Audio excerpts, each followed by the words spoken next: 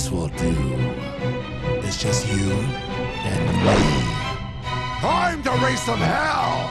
Now, the story for Asura's Wrath starts off with the main character, of course, Asura, who is one of the 8 guardian generals, which includes 8 demigod warriors who fight to protect heaven and earth. They're pretty much complete badasses, and they have to fight off the Goma, which is a evil presence that only knows how to kill. After Asura and his other warrior allies fight off the big boss of the Goma, like this big tentacle vagina looking thing, Asura goes home to find out that the Emperor has been killed and the blame has been set on him by the rest of the Guardian Generals. That's right, he was betrayed! Not only that, but his wife has been murdered, his daughter taken from him, and then he gets killed by one of the Guardian Generals named Deus. Now, after 12,000 years of Asura being dead, he finally awakens to exact his revenge. Ah, yeah. I really like the story in this game. It has plenty of very likable characters doing very badass things, and it has a nice amount of motion and humor to go with it. I really dug the story in Asura's Wrath. I really did. It wasn't absolutely amazing. Sometimes it got a little confusing, but to me, I thought it was really good. So there you go. The story in Asura's Wrath was really good. Let's go on and talk about the sound. Alright, now the sound for Asura's Wrath. Let me say the 2 amazing things about the sound in this game. Okay, the sound design.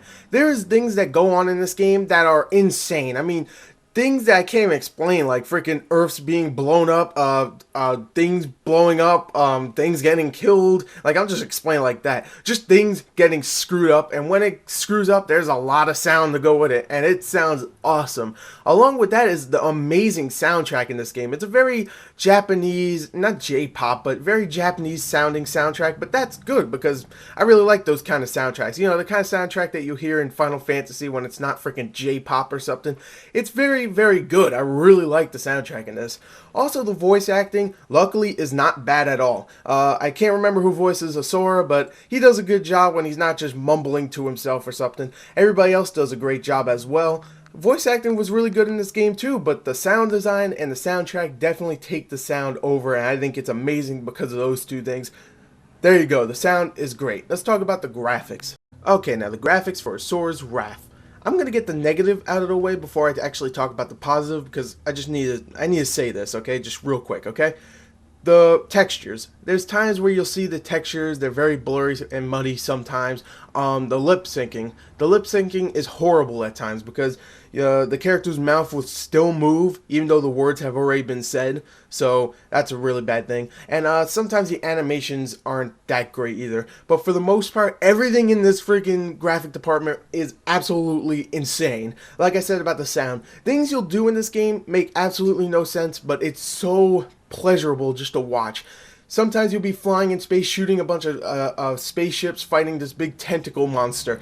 At times you'll be fighting a big elephant thing. At times you'll be trying to get the sword out of your stomach that's going straight through the world. And it's just insane. The set pieces in this game look absolutely amazing, and the character models are also really insane looking.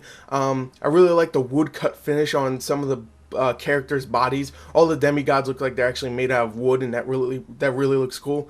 The graphics, in my opinion, are fantastic just because of the scale of the environments. It just looks amazing. It's eye candy. It really is. So really, the graphics, in my opinion, are fantastic. There is some problems here and there, but for the most part, the graphics are great. Let's talk about the gameplay now. Now, sadly, the gameplay department does take a huge hit because of how little there really is. You get 3 main components to the gameplay. Let's actually talk about the first one, which is the combat.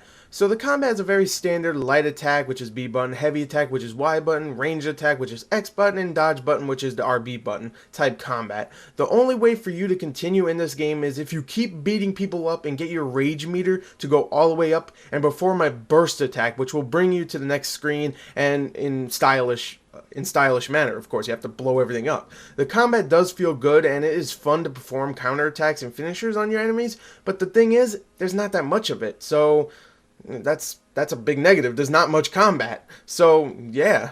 But with that being said, let's talk about the second main component of the gameplay, which is the on-rail shooter portions. In these, you will have to aim your reticle at whatever is coming at you and lock onto them, which is automatic. And press Y button, and when you do that, everything gets destroyed by these magical energy beams that come out of Asura's hands. You will also have a rapid fire button in the game, which is pretty much just like a machine gun that you actually have to aim manually. There's no lock-on feature with this one, but I found that was completely useless at times because the Y button does everything good, so why do I have to use the freaking machine gun? I actually loved the on-rail shooter portions because that was when things went down. I mean, things went down. In one part, you will be flying through space and shooting down meteors, spaceships, and all while fighting a big, huge, giant tentacle monster that came out of the world you're trying to protect. These shooter parts are really, really fun, but there is one main problem, and that is, just like the combat, there's not that many of them, which is sad. Now let us talk about the last main component in the gameplay, which is the context-sensitive button presses during the cutscenes.